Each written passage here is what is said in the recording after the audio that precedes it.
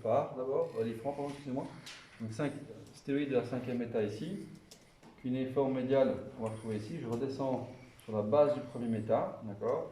Et donc l'Ifran va vraiment se trouver ici. Voilà. Donc c'est la partie de l'avant-pied. Je viens mettre mes mains ici, d'accord, pour englober l'Ifran. Je pousse un petit peu pour enfoncer le calcanéum ici pour qu'il y ait un contre-appui. Et à partir de là, je vais simplement faire des petits mouvements, si vous voulez, de prosupination, comme ceci. Voilà, je vais vraiment aller doucement, parce que c'est un travail où on écoute au niveau tissulaire, d'accord, la résistance qu'on a sous les doigts, et donc le rythme est un petit peu guidé par la résistance que je vais avoir.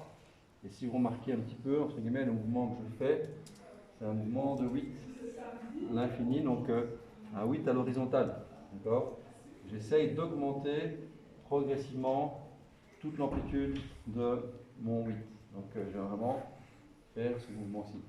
D'accord. Donc là, en même temps, j'amène un peu des torsions. Donc je travaille vraiment dans plusieurs plans. Simplement tout ce que je peux avoir ici. Je peux comparer évidemment à gauche, à droite, si j'ai plus de raideur d'un côté que de l'autre. Je vais insister du côté où j'ai plus de raideur, de sensibilité, et du côté où il y a plus évidemment de symptômes.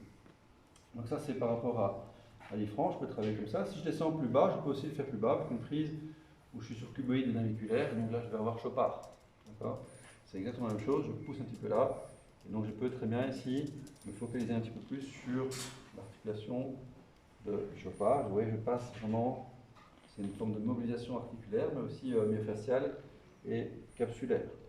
Voilà, je viens chaque fois essayer d'augmenter un petit peu progressivement de nouveau l'amplitude de mon rythme.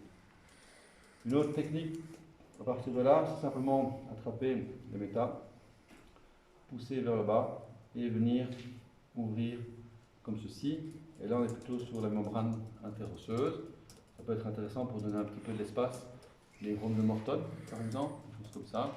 Donc, on va simplement pousser, ouvrir, on met en tension, d'accord. On sent une résistance. J'essaie d'aller plus loin. Si je peux aller un peu plus loin, je vais plus loin jusqu'à ce que j'ai une belle résistance sur la main. Je maintiens une belle résistance sur la main jusqu'à ce que j'ai l'impression, entre guillemets, que j'ai un relâchement sous la main, ou bien je maintiens une trentaine de secondes en fin d'amplitude, et puis je vais relâcher. C'est ce qu'on appelle un lift.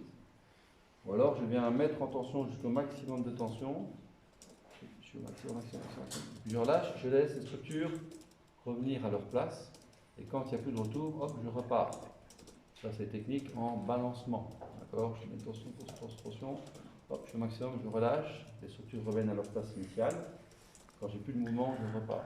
D'accord. Ça, c'est aussi une technique intéressante. Si vous voulez, c'est une technique rythmique, mais c'est le rythme, c'est les tissus, c'est l'expansion et la rétraction des tissus qui me donnent le rythme. D'accord. C'est pas moi qui fais ceci. D'accord. Ça serait comme en mettant entre guillemets.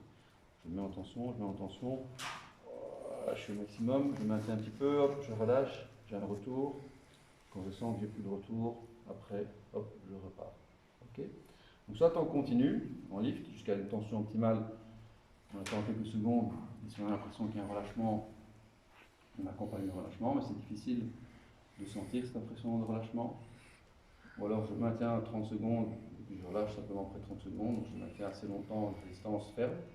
Ou alors je fais des allers-retours, plutôt en balancement. Ça c'est libre, parce qu'on sent quand il y a la tension optimale, et quand on relâche, on sent l'expansion et la rétraction. Et c'est ce qu'on cherche un petit peu dans les techniques myofasciales, cette notion d'expansion et de rétraction. Donc voilà, on va recommencer.